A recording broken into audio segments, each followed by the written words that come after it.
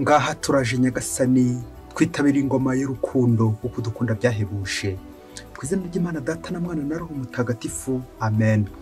Amahoro bana b'Imana, ni muhumure, Imana iradukunda, igiye gutugira neza kuri uyu wa kane w'icyumweru cya 12 tariki 29 Kamena 2023 ubwo duhimbaza abatagatifu inkingi za Kiliziya Petero na Paulo bahowe Imana. Isomo ryamenye mu gitabo cyakozwe n'intumwa umutwe wa 12 umurongo wa mbere kugeza kwa 11.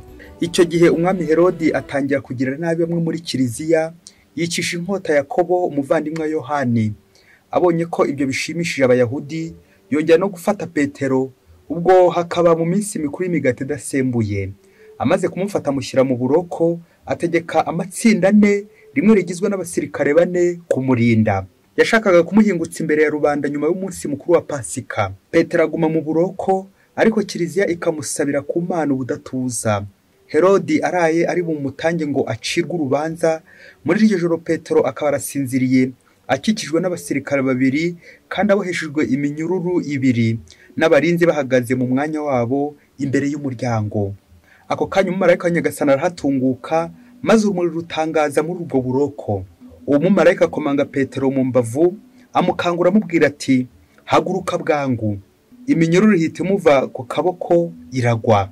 Umumarayika aramubwira ati, kenyera wambare n'inkweto zawe.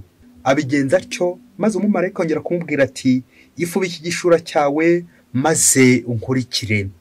Nuko Petero asohoka amukurikiye, ariko atazi ko byakorwaga n'umumarayika ari ukuri, ahubwo akibwira ko ari inzozi yarose. Banyura ku barinzi ba mbere, hanyuma no ku ba kabiri, maze bagera ku rugi rw'icyuma rwerekeraga mu mujyi, rurikingura ubwarwo. Barasohoka barenga umuhanda umwe, ako kanya umumarayika amusigaho.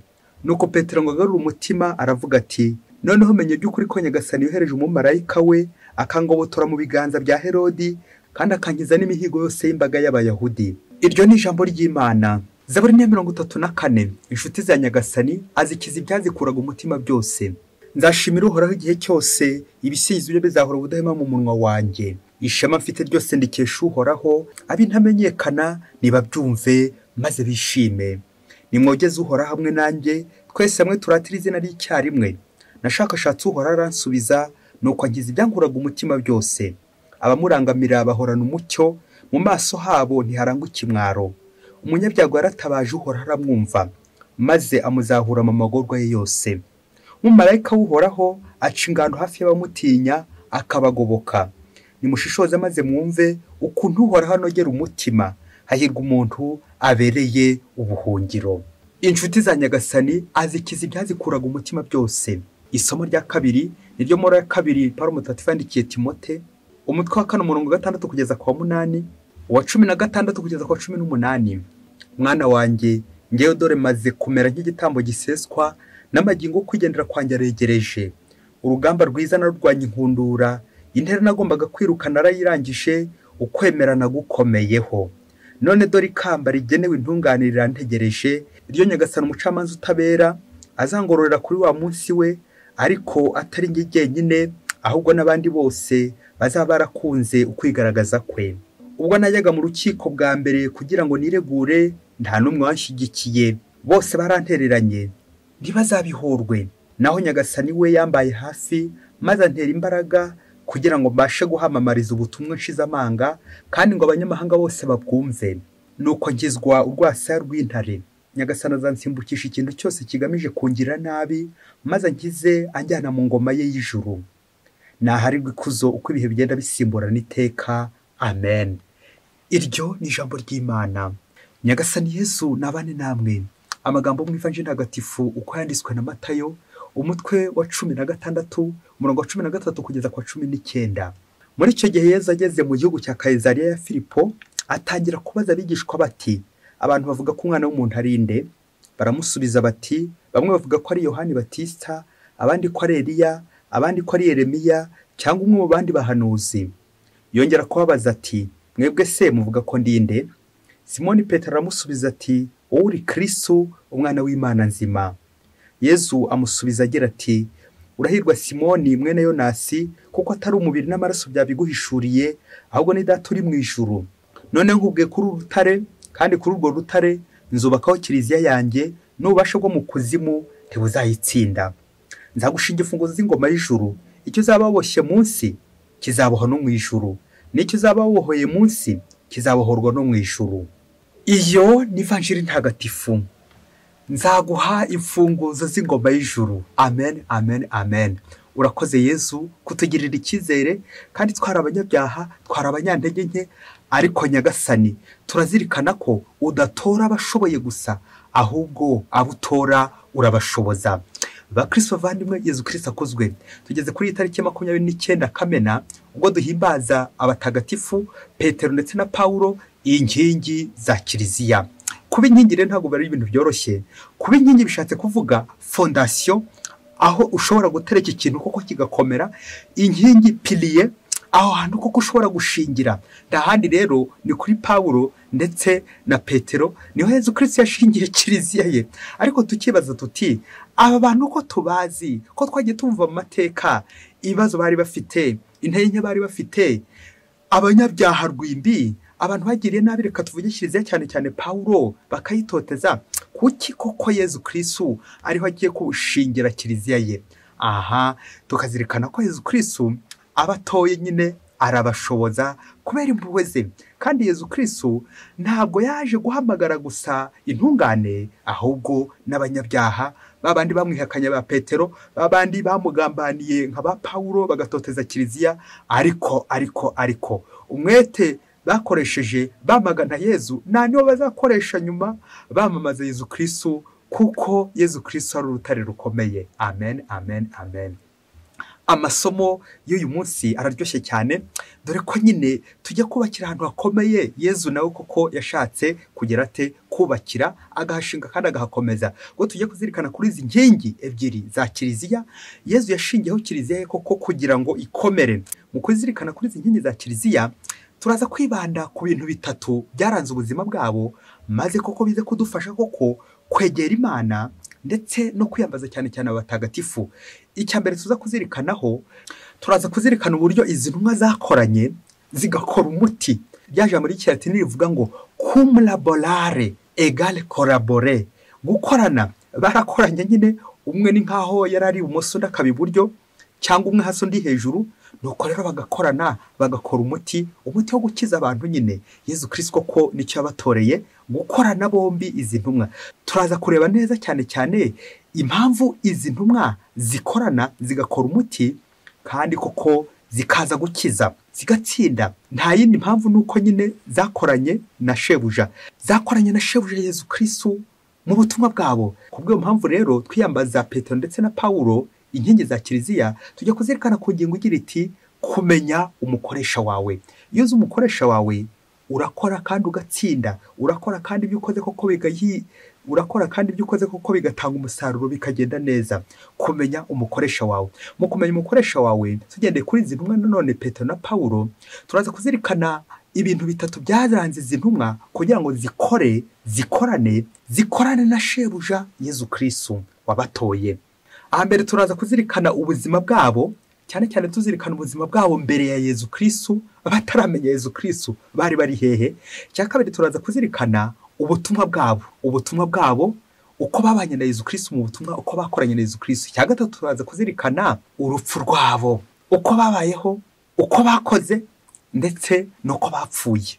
Nibyo bintu bitatu biranga umuntu, aravuka agakura ariko bikaza kurangira apfuye. Reka duhere ku ngingo ya mbere, ubuzima bwabo, uko babayeho. Muri ubuzima bwabo turareba umuhamagaro wabo, turebe ibyo bahuriyeho ndetse n'ibyo batandukaniyeho. Turaza kubona ko ibyo bapfana bibatera koko ishyaka ryo gukorana neza kurusha ibyo bakagombye gupfa. Umuhamagaro wa Petero ngo yahoze ari umurobyi w'amafi mu Galileya, bakanatubwira ko nta mashuri yari yarize.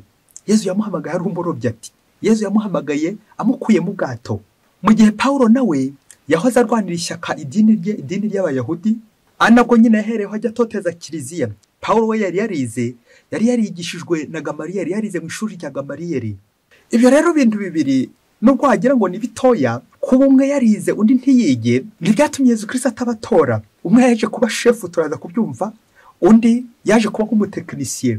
Takazwa nuko Petero utari warize ari we wari shefu, reka tuvuge shefu wa Pawulo. Mu gihe Pawulo ariho warize ntacyo tubyiyumviramo ababyeyi, bigatwigisha ko Yezu Kristo yagiye kuguha ubushefu ntabwo ahera ku mashuri wize, ahubwo ahera ku mpuhwe ze. Nicyo cya mbere, kandi bombi buri wese anyuzwe n'impuhwe Nyagasani yamugiriye aho yamukuye. Aho hantu Yezu Kristo yagukuye aho niho hakomeye cyane kurenza ahandi hose. Reka rero tujya ku ngingo ya kabiri, turebe nanone ubutumwa bwabo. Ubutumwa bwabo nanone bushamikiye nanone ku hantu Yezu yabakuye. Turazirikana ko Petero Nyagasani yamukuye mu bwato ubwo amaze kubatora intumwa nye za mbere, azikuye ku mazi, azikuye mu bwato, ati nimunkurikire nzabageraho by'abantu. Na Pawulo nawe yamukuye ku nzira, mbere yitwaga Sawuli. Igihe Sawuli yari ari ku nzira ajya i Damasi, agiye gutoteza abakristo, ajyanye inzandiko kuko zinayumwemerera. Nuko Yezu Kristo aramubonekera. Yezu wamaze kuzuka aramubonekera, aramubaza ati Sawuli, Sawuli, urandotereza iki? Nibwo Sawuli amubajije ati uri nde Nyagasani? Guhera ubwo nyine Nyagasani ahindura imigambi ye n'ibisha yari afite ahinduramo imiza. Inzira yari afite agiye gutoteza kiliziya, Imana ihindukiza igira inzira nziza kujya kwamamaza nde? Yezu Kristo. Tukazirikana ibintu bibiri by'ingenzi kandi ubyiteho uraza kumva ari nabyo koko, ubwato ndetse n'inzira. Mu gihe Petero Yezu amukura mu bwato, Pawulo Yezu amukura ku nzira, ari mu nzira. Aha bigatwibutsa abantu barobye, ubundi akenshi bakunze kuroba ari nijoro mu mwijima. Petero bishatse kuvuga ko yari ari mu mwijima nawe. Pawulo nawe urumuri rwaramugose, bishatse kuvuga ko yari ari mu mwijima, yari ari ku nzira ariko ari mu mwijima, umwijima w'icyaha. Bikadushanyiza umwe aba ari mu mwijima, uyu utuma abarobyi baroba, undi nawe ari mu mwijima koko utuma atabona Yezu Kristo. Ubwato ndetse n'inzira. Ubwato rero bugashushanya kiliziya Yezu Kristo, ya yindi koko ishobora guhura n'imiyaga, imivumba, ariko ntizigere na rimwe isenyuka, ntihazagere na rimwe ubasha bwo mu kuzimu buzayitsinda. Ubwato rero nk'uko bigaragara, umuntu utwara ubwato nyine bamwita umusare cyangwa nyine umuyobozi. Ntabwo ko Petero ubutumwa buza gushamikira none kuri ubwato azaba nyine umuyobozi, kuyobora, gutwara. Naho uyu Pawulo uri ku nzira, tubicunge neza tubyumve, Pawulo ari ku nzira, inzira koko, inzira nk'umugenzi uri kugenda. Bizarangira koko Pawulo abaye, nari ngiye kuvuga umukerarugendo, bize kurangira koko ahawe ubutumwa hehe? Mu mahanga. Pawulo intumwa y'amahanga, Paul apôtre des nations. Pawulo intumwa y'amahanga. Mu gihe Petero yahawe ubutumwa mu Bayahudi gusigara i Yerusalemu, agasigara nyine hacungira nk'icyicaro, nk'uko icyicaro nyine cyari kiri aho ngaho. Pawulo yahawe ubutumwa mu mahanga, kujya kogeza Kristo mu mahanga. Ngurwo urugendo, njyewe yanzira, umwe asigaye ku bwato, undi kuko agiye ku nzira, agiye gukomeza bamaze inkuru nziza kure mu mahanga. Apôtre des nations.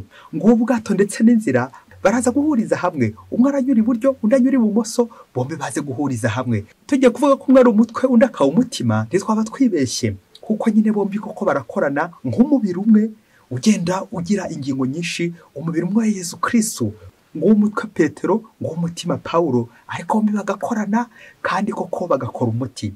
Ibi gatwerekeza nanone bakristo bavandimwe kudasuzugura imyuga yacu. Mu myuga yacu niho Kristo ahera kugira ngo adutore. Ahera ku myuga yawe, ibyo wakoraga mbere akabihindura byiza, nanjye kuvuga akabiha umugisha, ubundi koko akagutora akagutuma. Ngiye byabaye kuri Petero ndetse na Pawulo. Ubwato n'inzira, ari ku nzira undi ari mu bwato.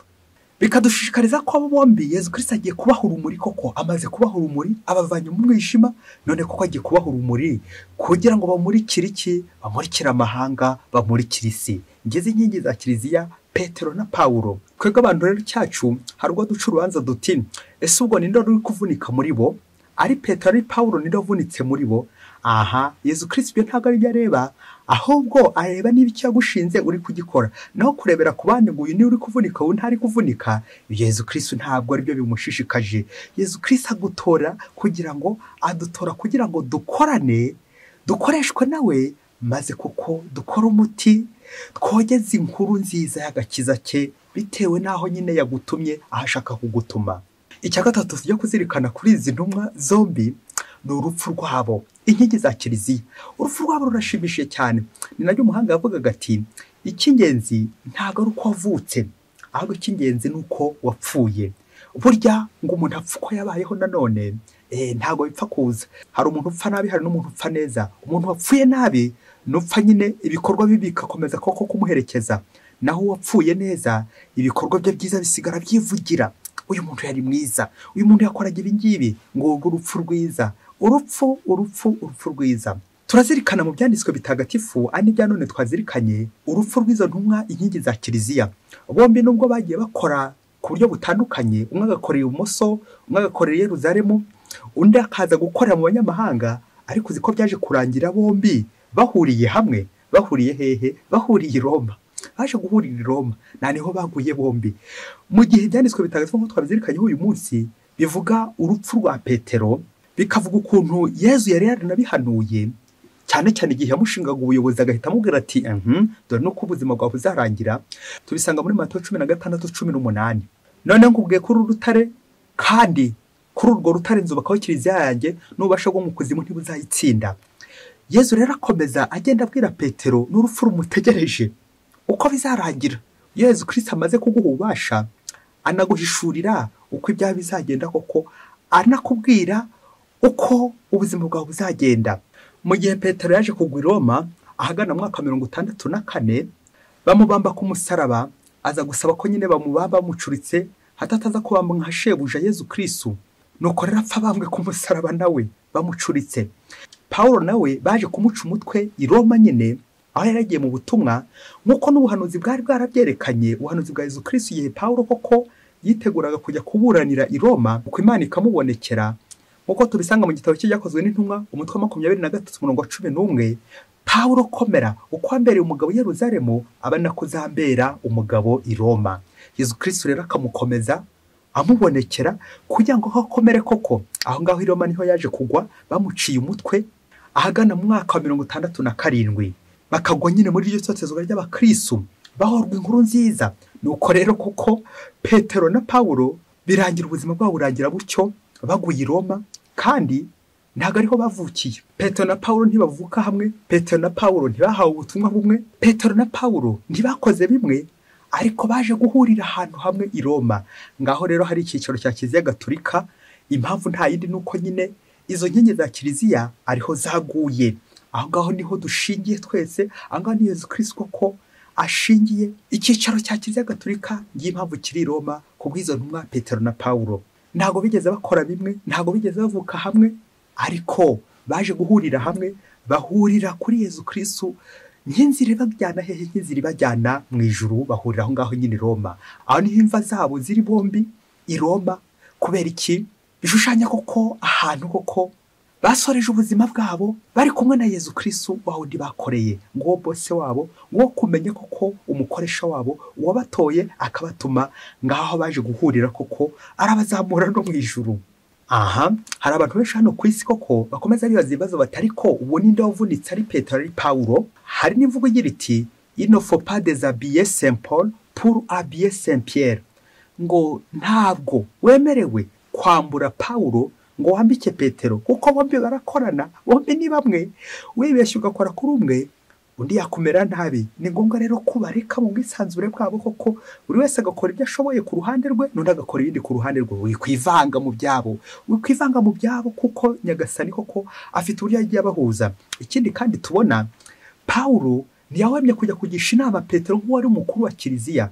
Turibuka koko muri konsile ya mbere yabereye i Yeruzalemu agana mwaka wa 50, uburyo koko havutse ikibazo cy'abayahudi bari kwinjira koko mu bukristo, ariko abandi bakabasa kubanza kwiyenyesha. Nuko icyo kibazo koko gihuza iyo Kiliziya, uwo muryango w'abana b'Imana, baza guhuza Petero na Paulo koko bahuriza aho ngaho koko bakemura icyo kibazo. Kubera Imana ngo umuyobozi, ngo umushefu ndetse n'umutekinisiye we, umutwe ndetse n'umutima bigakorana kugira ngo kuko ubuzima bugende neza. Ikizi inkingi za Kiliziya zidutoza natwe, dufite ubutumwa Yezu Kristo yadutoye. Ariko se ubutumwa nkorera Yezu Kristo niwe mba ndangamiye? Aho ngaho ibyo nashinzwe ndabikora, cyangwa nkomeza kugenda nsigana nshaka gusigana n'abandi? Ese umuntu tudahuje imigirire dushobora gukorana kandi bikagenda neza? Mubyeyi, umwitozo tujya kurangirizaho witondere, urebe koko imikorere yawe handi ishingiye, bityo koko umenye niba nawe ukora nk'inkingi za Kiliziya cyangwa niba ukora usandaza Kiliziya. Umunsi umwe hirya kure cyane muri Afurika, Trelon, ngo Kiliziya imwe ngo yari ifite abapadiri. abapadiri ngo bamwe bari abayahudi abandi abagereki, bakaba rero gukorana ngo byari byaranze. Nuko rero umwe bajya kumuhuza n'undi ngo bakorane, bikanga neza bikanga. Nuko rero ngo umunsi umwe ngo musenyeri wayoboraga iyo kiliziya ngo hamwe n'abajyanama be ibyegera bye, nuko rero ngo baza kwicara bari gupanga uburyo bazakora ubutumwa muri diyoseze yabo, bazakora ubutumwa aho ngaho nyine muri iyo kiliziya kugira ngo ubutumwa bugende neza. Bamaze gupanga ubutumwa koko, ubwo musenyeri akaba yari yateguye ko hari paruwasi bagiye gushinga umuyahudi ndetse n'umugereki bakayiyobora bombi, kandi muri icyo gihe ngo cyari kizira guhuza umuyahudi n'umugereki. Nuko rero abagereki bakabashyira ukwabo, abayahudi bakabashyira ukwabo, ngo kugira ngo ubutumwa buze kugenda neza. Igihe rero kimwe kiza kugera, wa musenyeri koko banza yaje guhindura ibintu, agafata umuyahudi akamushyira hamwe n'umugereki kugira ngo nyine abohereze mu butumwa.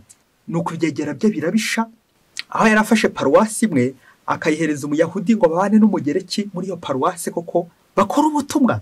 Nuko ibyegera bye birabisha cyane, birabisha birasara birasizora, birangira koko inama irangiye anke do paso, inama irangira batabyumvikanyeho, kuko nyine bumvaga ibintu bitashoboka ko umuyahudi yabana n'umugereki, kubera akamenyero bari baramenyereye ko abayahudi bajya ukwabo bagakora ubutumwa ukwabo, n'abagereki bakajya ukwabo bagakora ubutumwa ukwabo. Nuko rero babapadiri babiri babashyize muri ya paruwasi ari babiri, umuyahudi n'umugereki. None cyakurikiyeho, mu gihe bari kubana, bamwe bagaca ku ruhande bagenzi babo, nuko bakajyamo bakabandikira bati sha uramenye wibemo, umugereki agiye gukwica, undi ati umuyahudi agiye gukwica. Ibyo babakoreye koko noneho bigiye kurangira, barabarangije. Nuko igihe kimwe yaje kugera koko wa mugereki na wa muyahudi bakomeza kubana muri ya paruwasi. Umwaka urashira, babana neza ku buryo bwiza cyane butomoye. Umwaka wa kabiri nawe urashira, babanye neza. N'abakristo koko batera imbere, paruwasi itera imbere koko, iterambere rikomeye cyane. Umwaka wa gatatu urashira, umwaka wa kane urashira. Bageze ku wa gatanu bose batangira kwibaza bata uriya muyahudi n'uriya mugereki byashoboka bite ko babana muri paruwasi igatera imbere kuri igasumba izindi zose, abakristo bakishima n'abandi bose nabo ukabona barishimye. Nuko igihe kimwe kiza kugera koko wa musenyeri ngo ajya kubasura kugira ngo arebe koko uko babanye, arebe ibanga bari gukoreraho. Kubera iki muri nomination cyangwa bajya kubaha ubutumwa ntawe rushyigikiye ko babashyira hamwe usibye uwo musenyeri washyizemo reka tuvuge nk'igitugu. Nuko baragenda barabana, maze arababaza ati ese bana banjye nimumbwire ibanga mwakoreyeho kugira ngo mubashe gutsinda bigeze aha ngaha. Nuko ngo baramubwira bati muvyeyi wacu musenyeri, nyuma y'ibyo byose ibanga twakoreyeho nuko twamenye umukoresha wacu. Amen. Bakristo bavandimwe, Yesu Kristo akuzwe. Nuko rero iryo jambo koko musenyeri ramushimisha cyane, twamenye umukoresha wacu. Amen. Iryo jambo rakomeye mu Kristo muvandimwe. Umva nta rindi banga rikomeye cyane abantu bazakoreraho usibye kumenya umukoresha wabo. Twebwe cyacu ntabwo tuzi umuntu dukoresha. Twebwe cyacu dukoreshwa n'amoko, hagukoreshwa na Yesu Kristo. Twebwe cyacu dukoreshwa n'abategetsi, babandi bakomeye, babandi baduha amafaranga, babandi koko bakomeza kugenda badukinagaza akaraba dukoresha. Ariko nta namwe dukoreshwa na Yesu Kristo. Twamenye umukoresha wacu. Amen. Ako kaje mu Kristo muvandi. Iyo nteruro nuko rero abapadiri koko bakomeza kubaho neza, nta muyahudi nta mugereki, babaho neza koko. Kubera iki? Twamenye umukoresha wacu. Iyo tumaze kumenya umukoresha wacu, tumenya aho yadukuye. Nubwo umwe yamukura mu bwato undi akamukura ku nzira, undi akamuvana inyuma y'amatungo, ntacyo bivuze. Icyo areba nuko dukora ubutumwa dushinze. Twamenye umukoresha wacu. Iyo maze kumenya umukoresha wawe, ukora neza, witwara neza, uratsinda kakahava. Naho ureka abandi bagendera ku moko, mbere yo guha umuntu ubutumwa ukanza kureba ku moko, ese koko ndamushyira ngaho bize gukunda. Aha nguko gitumaze abakristo bavandimwe kubanza kurebera abagenzi bacu mu ndorerwamo z'amoko.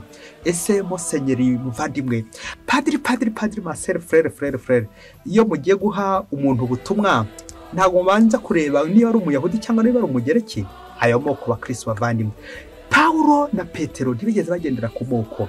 None koko umwe yaturogaga hirya undi hino, ariko baje guhuriza hamwe. Kubera iki? Nta banga rindi usibye kumenya nyine umukoresha wawe. Baje kumenya Yesu Kristo bitewe naho nyine bahuriye. Umwe yahure no mu bwato, ndahure no ku nzira, ariko bombi baje guhuriza i Roma. Bahurirayo gute? Kugira ngo bunge ubumwe. Aho ngaho bashingikiriza Yesu Kristo koko, kandi ko ikomere ku rutare.